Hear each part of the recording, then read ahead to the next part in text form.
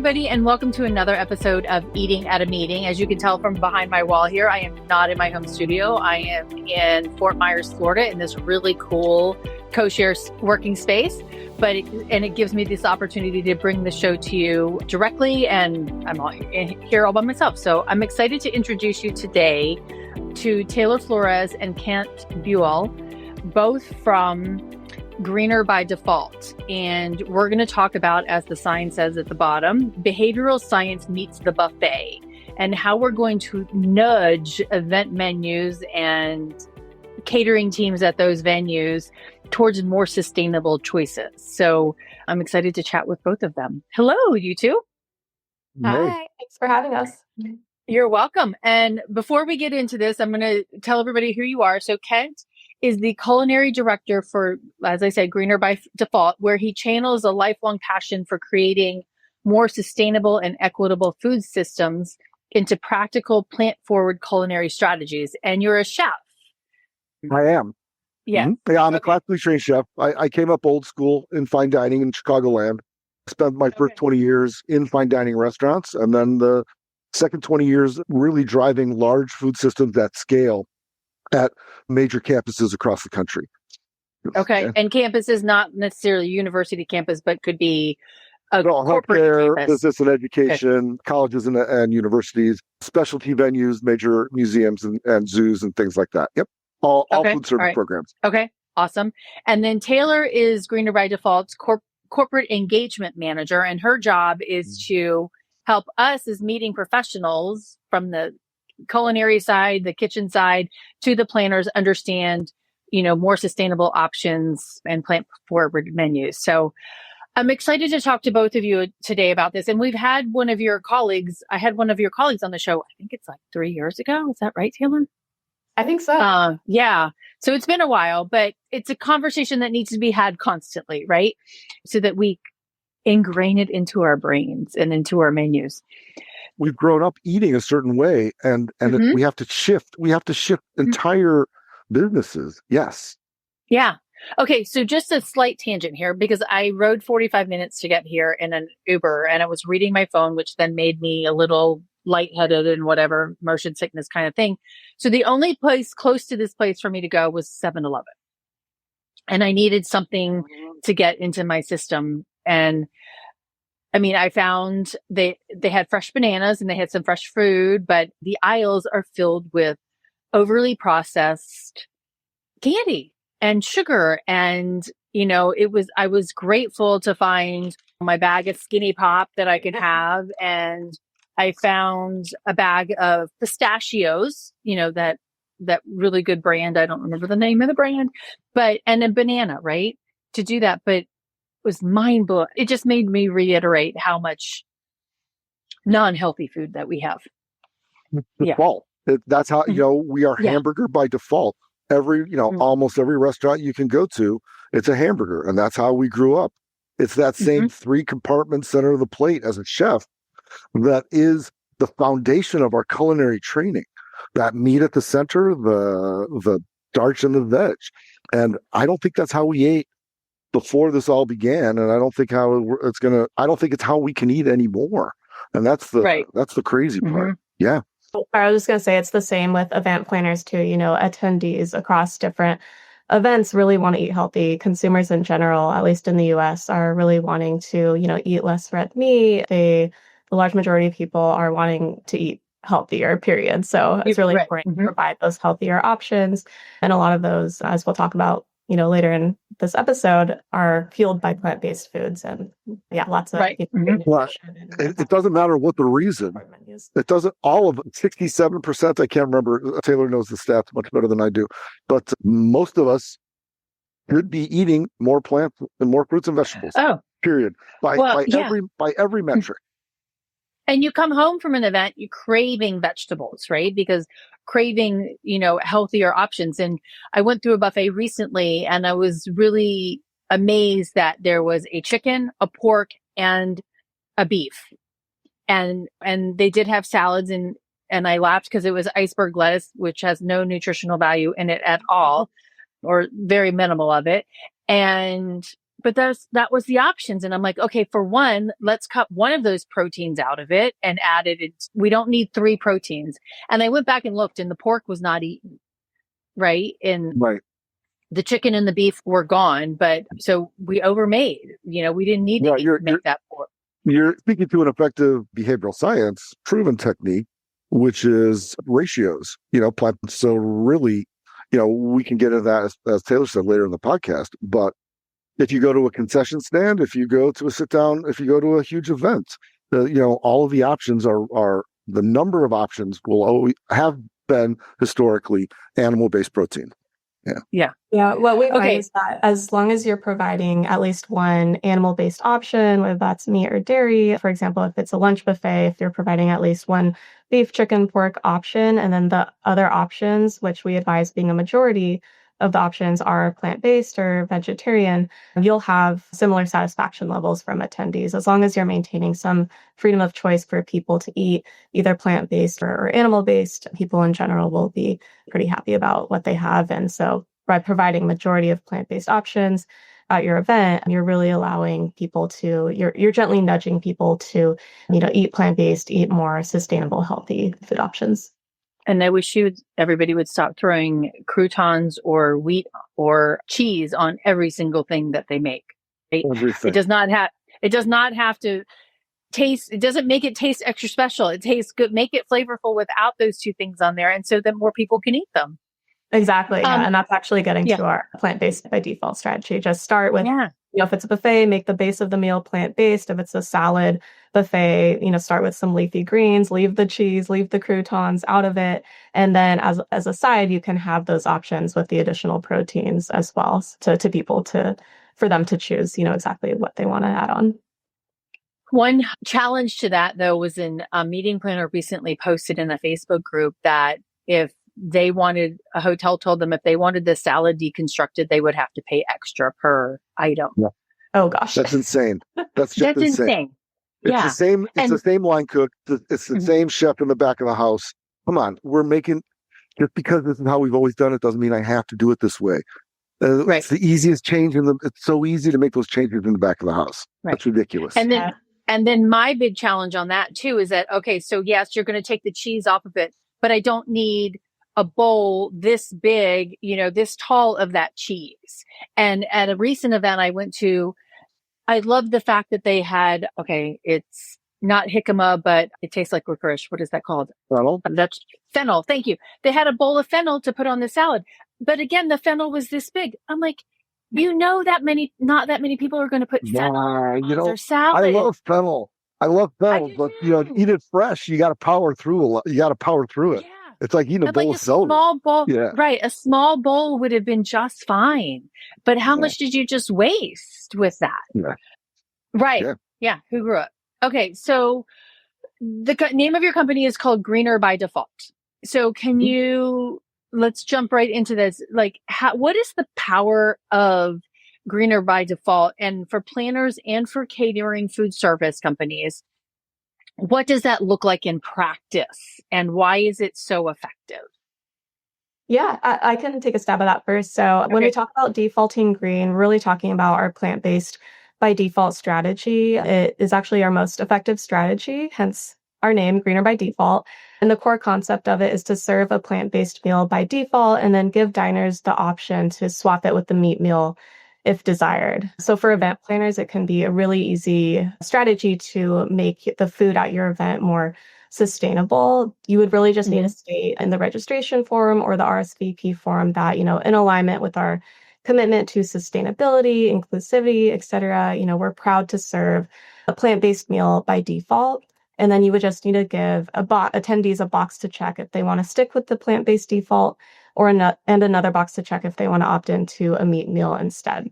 And so what that is doing is it's really, gently nudging attendees towards the more sustainable option while also maintaining their freedom of choice, which is a core principle of the Greener by Default approach. And the last thing I want to mention is, the reason we find the strategy so effective is because people in general really prioritize convenience. And most of the time, they really just want to do, whatever is the most convenient choice. And we sort of see that play out in different aspects of society as well. So something as simple as the ringtone on your smartphone. The large majority of people will have the same ringtone because, it's simply the easier choice just to leave it as whatever the default setting was. The same goes for organ donation. So there was a study, for example, that looked into, different countries with these different organ donation systems. And it found that countries that have a default organ donation system where, by default, you're going to be an organ donator, have close to 100% participation rates. And the flip side of that, on the flip side, there's, the other countries where it's not by default, you really have to opt in if you want to be an organ donator.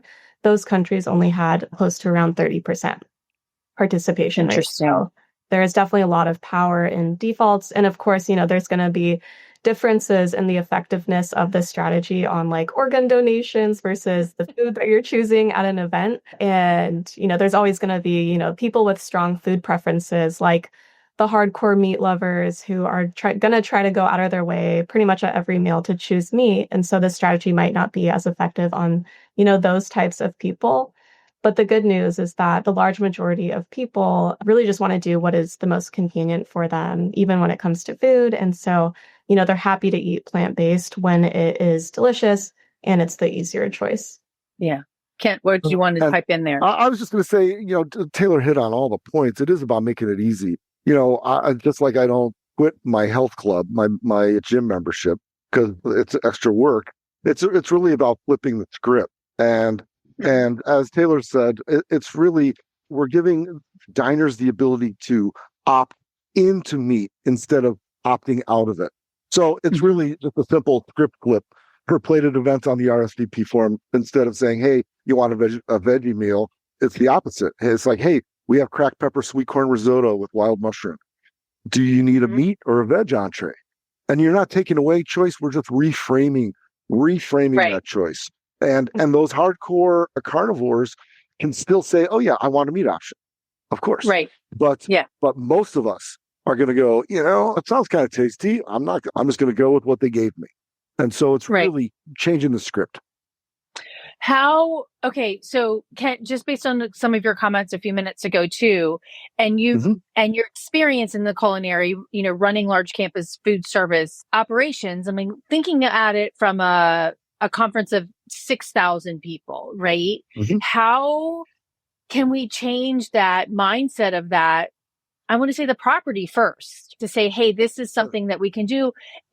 But also having the options that taste good and look good and sound good, because for the most part, as I think we were talking about before we started the show, it is, let's remove the meat from the plate and then you got some steamed broccoli and a potato. Exactly. It's that mindset.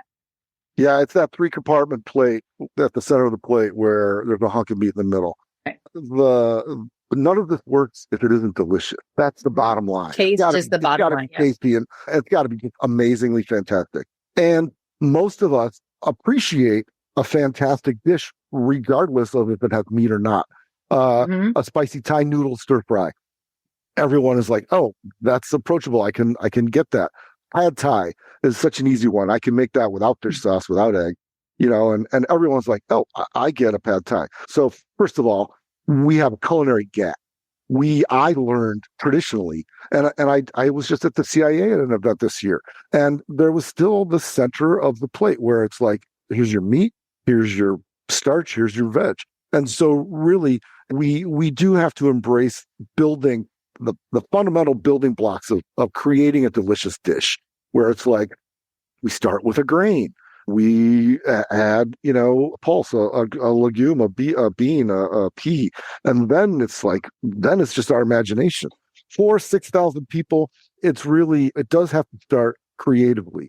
If I were going to purchase for that, it would be half chicken, a third meat, and then, I'd have 10 or 12% veg.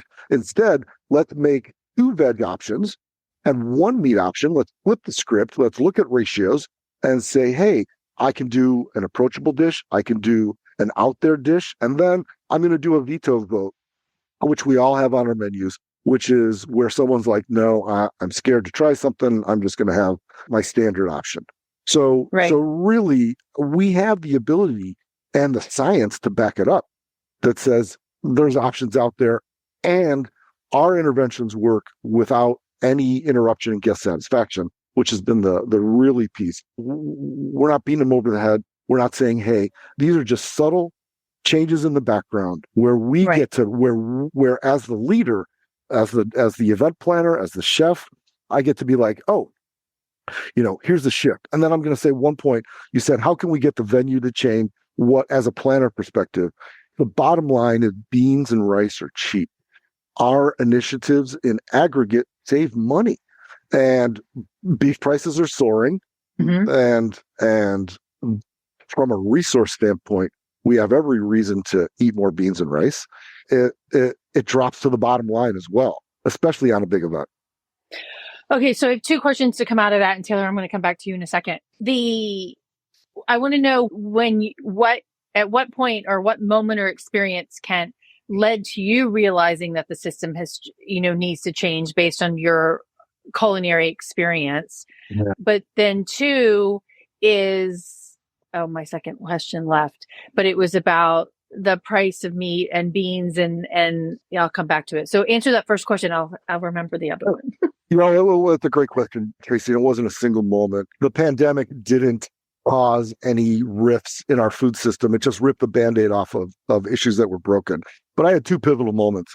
I had a multiple restaurant concept, and we served a lot of animal.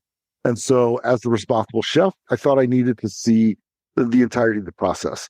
And so I stood on the kill floor and watched my food come through the kill floor. And I walked away from that, and I said, if I had the chance to do that again or eat from my garden, which would I do? And so I said, I probably would make different choices unless I had to eat those animals. And then there was a second event where I was working on a food program in Guatemala, and I saw these. I was like, hey, where's the market? And so we found the market, and these were giant bags of carrots that I recognized the labels actually came in the back door on my pallets. So these were actual carrots that would probably end up in my house. And there were kids in their underwear with pesticide strapped to their back, walking the hills barefoot, spraying the vegetables with pesticides. And I was like, we got to do better. And these were kids stunted from malnutrition, growing the food that was coming to me. And so there are heartbreaking inequities in our food system. And I know when we get close to local, when we get close to let's eat what we need, let's not fill the buffet as we were talking about, that we can do better. 30% of our food is just wasted along the way. So 30% of those carrots that the kids risk their lives for are ending up in our garbage. Yeah, we can do better in our food system. I absolutely believe that. That's heart-wrenching. And it doesn't need to be that way. And just kind of bringing a little bit of the farmers that are now being hit hard with the tariffs and things that are going on, and they're across the board. Yep. Yep. Yeah, it's crazy. And the soy so we've got to be able to help them survive and feed us all. But sure. Okay. I want to take it away from a little bit of that there, Taylor. And because the title here is behavioral science, and you mentioned a little bit about it, but how can the small shifts in the menu layout or the language have a big impact? Because I'm like, you can say filet mignon with broccolini. It's just the word broccolini, right? And I actually laughed yesterday. Sorry, getting something out of my eye, but the buffet said hand cut Brussels sprouts caramelized. And I'm like, okay, the word hand cut, I'm like, is that really necessary to use the hand cut? But it elevated it a little bit. So can you talk about a little bit of that? Yeah. So that brings up a great point and really relates to what we call our tasty title strategy, which is all about, not using the terms vegan, vegetarian, meatless, unhealthy, and instead using more appetizing descriptors like hand cut, like homemade, spicy, sizzling, etc. All of these other better, descriptors that focus on rather the flavors and the ingredients of the dish and the provenance of the dish as well. There was actually a study done by the World Resources Institute that found that using that type of approach can increase the sales of plant-based dishes by about 76%. So it can it can be really effective, and it's such an easy strategy that really any event planner or venue team, catering team can use really right now. Really just go through your menu, take out any vegan, vegetarian language, and just replace it with more appetizing words. So, for example, instead of saying, vegan burrito or vegetarian burrito, saying a spicy Chipotle, Southwestern burrito instead can have such a big impact on the number of attendees and people choosing, the more sustainable option, and thereby reducing the carbon footprint of your event. And so, go ahead. Well, I'm sorry. I'm really sorry to interrupt. That study also showed that the tastier titles were perceived as more delicious. So not only did they sell more, but they tasted better to the diner. Just by psychologically, yeah. Mm-hmm. Right. And sorry, Taylor.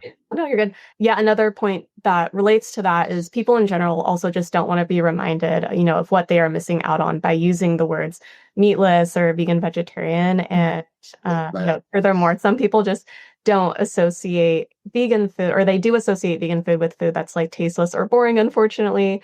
Yeah, it's just better to not use those words. And, we're really trying, what we're doing here is we're really trying to target the omnivores and the flexitarians. So, of course, it's important to still label things as vegan so that those who are actually vegan or vegetarian can actually confirm that, those things meet their dietary restrictions. And so instead of writing out the word vegan or including it in the actual title of the dish, what we recommend doing instead is including a small V in parentheses at the end of the title or a leaf, and then having a legend somewhere near the front of the buffet. Legend? You're asking too much, Taylor. You've got to be kidding me. I know. Yeah, I'm like, heaven forbid there's a code system. Yeah, it can definitely be, an adjustment for some venues who currently, write out those words, the vegan, gluten-free, nut-free, etc., on each individual dish placard. But, I think that's why it's so important for event planners to have these conversations with the catering team and with the venue staff at the beginning of the event so that they're really in alignment and on board with the different strategies you're recommending, so that when you're recommending this new dish labeling system, for example, it's, they understand the reason behind it and how important it is to meeting your event's sustainability goals. Well, and so yesterday I was at the Sunseeker Resort here in Punta Gorda, I think that outside of where I am in Florida. And they have a beautiful bakery, and they had some gluten-free cookies and brownies. And it was actually the best chocolate chip gluten-free brownie that I've ever had. Oh, wow. And it was because you expect, and this is what society thinks is gluten-free is horrible. It's dry, it's bland, and things have gotten better. It was a moist and that's probably not a really good word to use, but it was not a hard and dry cookie. But thinking through that, and it had GF in the front of it, which I'm glad that they had, they've labeled it. But at the same time, when I'm going through buffets and it tells me that it's gluten-free or nut-free, or you're not actually telling me what's in it, which for somebody with an allergy or who's vegetarian, like that burrito that you mentioned, it could be bean burrito, add the word bean in there so they know that it's not a beef, right? Or, yeah, and it's double chunk chocolate, whatever, make it sound tasty. Exactly. Words matter. Yeah. Words matter. Exactly. Yeah. And I feel like this strategy is probably one of our most fun strategies to implement too. And you can really, get wheels turning, get their innovative juices flowing with, the culinary team, and really make it a sort of a fun activity where, we all come together, we treat it as a workshop, and we all come up with, more fun, innovative titles. And that's a great way also to get the culinary team's buy-in into what you're doing. Well, and I also think that would be fun for, like, if somebody was sponsoring that event, like, let's just say Tucson tacos, right? And doing something fun with that. That's part of the strategy. That's an effective part of the strategy as well, is Jack Special or Tracy's Own. So, you have authority, you're respected, your opinion matters. If you stand behind a signature item, if we said this is eating at a meeting's own signature dish, then those are powerful indicators to the diner. So, yeah, absolutely. The name matters. The words matter. Although I am worried, Chef Special scares me in some ways, depending on where you were. Yeah. Yes, of course. I have put, yesterday's leftovers are today's soup. And so there are lots of tricks, but quite our health standards and our food standards are so high that I think we're pretty safe with Chef Specials these days. Yeah. Okay, so I want to go back to, we talked about it a few minutes ago, to the flavor needs to come first, right? Because even with that gluten-free cookie, right? It should taste good. And I joked about it in my presentation yesterday at Meetings Made Easy's experience. It must taste good. And if you're old enough, and Taylor, I don't think you are, but if Mikey likes it, right, then it's good, right? Yes, From Life Cereal. And it's the same concept with everything that we're making. We should make it all delicious. But how do you teach chefs and catering teams to create plant-forward dishes that are truly satisfying to the omnivore, right? Yeah, that's the task. Without saying, hey, it's like with the fake meat, this is fake meat. I don't want you to make me tofu that tastes like chicken. If we take that same compartment, and we've tried that. We've tried, the analogs where, you just took the meat away, and so we're putting it back. And the analogs are fantastic. They serve a niche. They make significant progress in terms of sustainability, driving the carbon impact of the food that we eat. But just changing to an analog burger isn't the solution yet. And really, you're talking about a tacit knowledge gap that culinarians, and there's recent efforts in France where they forced plant-based meals in schools, but the culinary teams didn't know how to make them. And so now they had to pull back on the restriction. They went to Meatless Mondays, and then now the effort is to teach the culinarians about building the fundamentals of a plant-based dish. And really, that's where we are as an industry right now, this knowledge gap, where first we have to focus on mouthfeel, rich, umami. What is it that satisfies us? And learning whether it's nuts or proteins or a hearty grain that gives us that mouthfeel that feels so good, or the mushrooms or whatever it is. Then really it's taking a look at mastering texture and layering, these dishes where it's like, why aren't we finishing with, there's a great garnish out of the Middle East or Africa called dukkha, where it's ground nuts and spices, and we just finish our dishes with this texture and proteins and rich flavors. And so really then it's layering in very varied techniques, the roasting, the toasting, the charring, the searing, all of those pieces are just critical. And I do think, as a culinarian, I stood on a wood grill, which is a different technique than cooking on a grass grill. I cooked meat for 15 years of my career. I was the best. I'm the best grill cook I know, and I'll grill against anybody. And so I know it fantastically. And then to take that away, I was left with a gap on the plate, and looking at this, this three thing that I was trained to cook. So how now do we say, look, we have to throw that all out and start with split peas? I can't wait. It's cold outside right now. I can't wait for my split pea soup. Oh, I had a can of it the other day. Yeah. And what does a dish look like, or what does a meal look like? It's not what it used to look like. And really, that's what we have to train to. Yeah. Well, and it's amazing the pushback that you get from different properties and different chefs. And this is the way I cook. And this is, you have to Fear. eat this way or whatever. Yeah. It's fear of rejection by the guest, especially at the colleges and universities, where it's like, you know what? The students are going to be mad if I serve more plants. And it's like, no, the students are going to eat because they're hungry and it's delicious. Right. There's a different way to eat. It's great. Yeah. Yeah. Well, and even I'm going to dinner with my friend Nina in a couple weeks. And she's like, okay, let's go to dinner at 7, 8 o'clock. And I'm like, what are you talking about? And she's from India. And she's like, well, my parents eat at 10:30 at night. And I'm like, I'm sorry, what? And I'm like, what time do they go to bed? She's like, at midnight. And I'm like, I couldn't, that just blows my mind. But we have to, not that I'm telling people that we're eating dinner at 10:30 now, but it just rethinking how we typically have done things, right? And stepping into that opportunity to make change. Taylor, how can event planners who want to serve more plant forward, and I've been to events where they didn't tell anybody and they showed up and it's plant forward and people get up and leave. But so how do they serve it without the worry of perception? And I like the idea of saying, hey, do you want the chicken or the beef? Checking it off like you're going to a wedding, right? What's the first myth, or are there myths around this that we need to get rid of?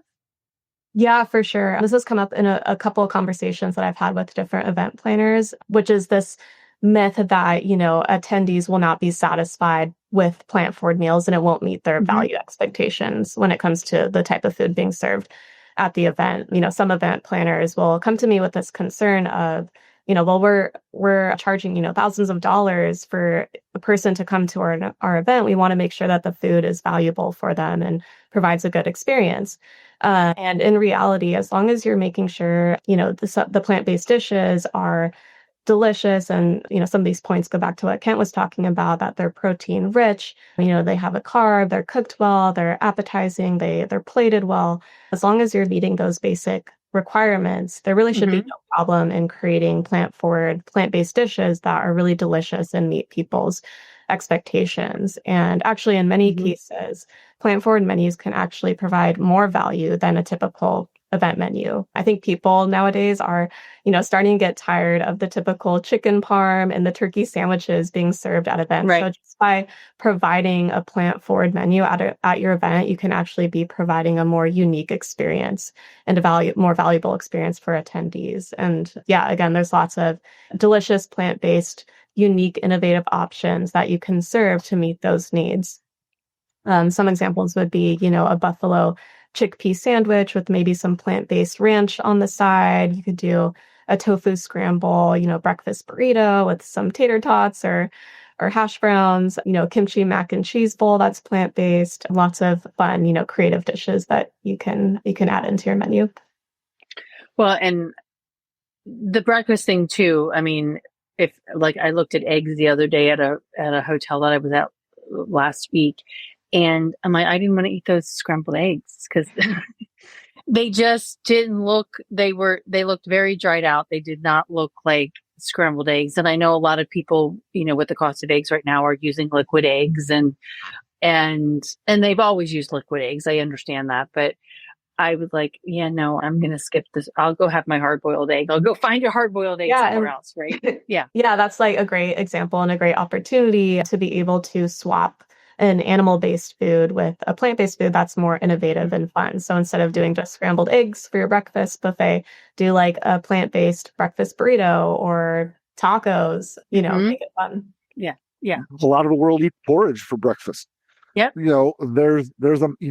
There's some amazing, West African grain bowls with fresh fruit and spices for breakfast that are just fantastic. And so why are we have this narrow thinking that food, our breakfast has to be sausage and bacon and eggs and toast and butter, and we can do differently. Yeah. Well, and you just reminded me, I make a really mean quinoa porridge using cooking it twice with some milk in it after the second time. So I'm going to make that when I get home where it's cold. Okay. So so there's a lot of stuff. Sorry, I'm going to get my question out. A lot of people are looking to measure this progress and figure out, sustainability goals, how much power did I use, a variety of different things. And having done some food waste audits recently this year and seeing the amount of rolls that come back that are preset, right, on a table, and they come back and not be used. What are the ways that you're measuring the use of plant-based, plant-forward, greener by default, and showing planners? Is it the financial gain? Is it, approval by attendees? What are ways that we can measure the positivity around this? I can start first. So one of the main metrics that we provide event planners that we partner with is the carbon savings from implementing our strategies at their event. So that will typically include the total carbon savings from, the year, comparing the year prior to the current year's event, also the per person emission reduction and the general emission comparisons, which we take from the EPA's carbon calculator. And so what that allows us to do is really translate and communicate, the thousands of kilograms of carbon emissions saved into more relatable terms. So instead of saying, using these strategies helped save tens of thousands of kilograms of carbon emissions at our event planners can instead say something along the lines of, we saved emissions equivalent to charging 2 million smartphones or driving 30,000 miles in a car, which is a lot more, relatable and tangible to grasp. That's the exciting piece about our organization is we are so data rich and science-based that it is quantitative. My perspective is a little bit different. I stand next to the line cook who put out the food and who said, you know what, my day was a little easier today because I wasn't messing with chicken. I didn't focus on cross-contamination or multiple ingredients, or I just served this great dish today. And for me, the feedback mechanism is really, there's this moment when we open the buffet and everyone's got their plates and everyone sat down and I sit and I listen to the room. And so I was just at a Healthy Menus event in Chicago 2 weeks ago for healthcare, and the buffet opened, everybody ate, and there was this quiet in the dining room where people weren't. You can hear the sound level of satisfaction when there's just quiet and you just hear a fork on a plate. You don't hear anything, and so really for me, that is the most successful measure. When I've stood next to the cook at the process, they were skeptical. We did it forward. They believed in the food. They put the food out, and every guest found what they needed and sat there and ate and enjoyed the food. So really for me, it's that contagious guest experience that is sort of most effective for what I do and how I view our success. So a story from a friend of mine came up. It just popped into my brain. And, a lot of times that we see when we do the plant forward, and maybe it's the communication or the lack of communication around it, but a lot of, like, when you go and do a completely vegan meal, there's more waste at the end because because you haven't given them the choice, right? That you forced it onto them.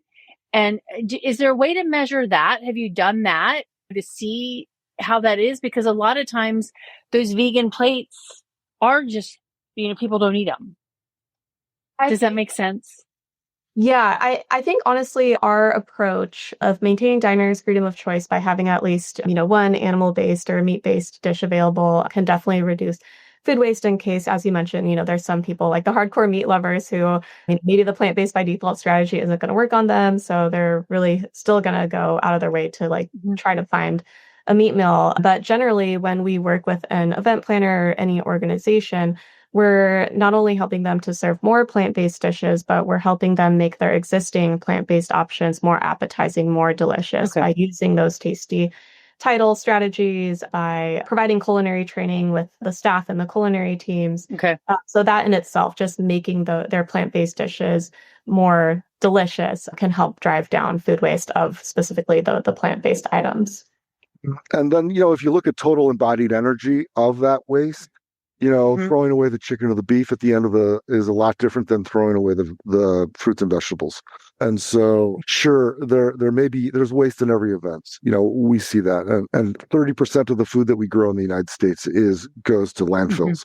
So it is completely wasted. But if you look at the energy of that, and that's where the science comes in, though we also have looked at that waste and tracked it, and are beginning to look at new novel ways to track it better.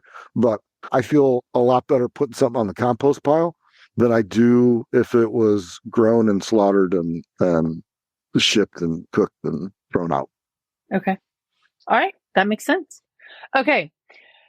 Couple of quick fire questions here. And this one is only, Taylor, you can answer this if you want, but you've cooked from everyone from Alice Waters to Julia Child. So 2 questions from that. What would you say about how the food industry's evolved and where is it headed next? And then between those 2 women, who would you rather sit down and have a dinner with? Oh, that's not a fair question. Alice Waters opened my eyes. It was the late 80s. I did a stage. She was coming into our place. She was also, I believe, for a La Dame d'Escoffier event. Yep. And so, we opened this box of produce, and she knew the provenance on every heirloom vegetable. And so Alice opened my eyes early to farm to fork, really. And Julia, I watched growing up, and she's a powerhouse, and I was honored to cook for her birthday at some big events. So how would they say the industry's changed? I think Julia would be fascinated by our technique today. The fact that we can create crazy nacho cheese with cashews or potatoes or whatever it might be. I'm not necessarily talking about molecular gastronomy, but we've come a long way from our classic French roots. So, and then I think the fact that we now, years ago, food miles was part of the conversation. How far away did this come? And so really Alice's love of local and to know provenance so I see the industry moving more towards that. I don't think we have a choice. I think our farmers need to diversify their crops. I think we're healthier when it's local and tastes great and more nutritious. And I like this. I don't think we have a choice but to eat more fruits and vegetables and eat plants as a default. And sure, we can, just like the Blue Zone diets, we can layer in meats and proteins or animal-based proteins if we want to or need to. And then who would I rather have dinner with? That's a tough question. I still have a chance to have dinner with Alice, maybe someday. But so I got to put Julia in the list. I watched her on TV. I stood next to her. She is fundamental in me growing up. I love food. So yeah, I think, and plus she's just such a bon vivant. You just love. So not that Alice isn't, but yeah, I'd want to have dinner with Julia. Okay. Awesome. Okay. Finish this, both of you, if you can finish this sentence for me. Every meal should. I would say every meal should be planned with intention and aim to gently nudge diners towards the more sustainable option while maintaining diner freedom of choice. I'd agree. I would just say every meal should matter. Okay. We can do better. Awesome. Thank you so much. Can you tell everybody how to get a hold of you all? I did not make a little thing to put up there. Yeah, I'd be happy to, chat with anyone that may be interested, especially event organizers and other hospitality professionals, and implementing some of these strategies into their own operations. So anyone who's watching, feel free to email me at any time at taylor@greenerbydefault.org. You can also visit our website, greenerbydefault.org too. And we have lots of free, tips and strategies and sort of toolkits. So. We work at every level, whether it's senior leadership at the top of major food service institutions or it's frontline, teaching the staff how to cook and serve and create. So yeah, greenerbydefault.org. Okay, awesome. Thank you both so much. I really appreciate you being here and sharing, how behavioral science meets the buffet, because we really do need to change planners, the attendees, as well as the chefs behind the scenes. And I think you gave us some really good ideas about that. Thank you so much for being here. And yes, keep up the good work and let's figure out how we can collaborate some more. I would love that. Yeah, sounds okay. Fun. Thank you so much for having us. You're welcome. And stay with me for 1 second. Everybody, thank you so much for tuning in. If you've got any questions, put them in the chat and the three of us will answer them even if you're watching this after the fact. And thank you for tuning in. Until next time, stay safe and eat well. Thanks. Thanks for listening to the Eating at a Meeting podcast, where every meal matters. I'm Tracy Stuckrath, your food and beverage inclusion expert. Call me and let's get started right now on creating safe and inclusive food and beverage experiences for your customers, your employees, and your communities. Share the podcast with your friends and colleagues at our Eating at a Meeting Facebook page and on all podcast platforms. To learn more about me and receive valuable information, go to tracystuckrath.com. And if you'd like more information on how to feed engagement, nourish inclusion, and bolster your bottom line, then visit eatingatameeting.com.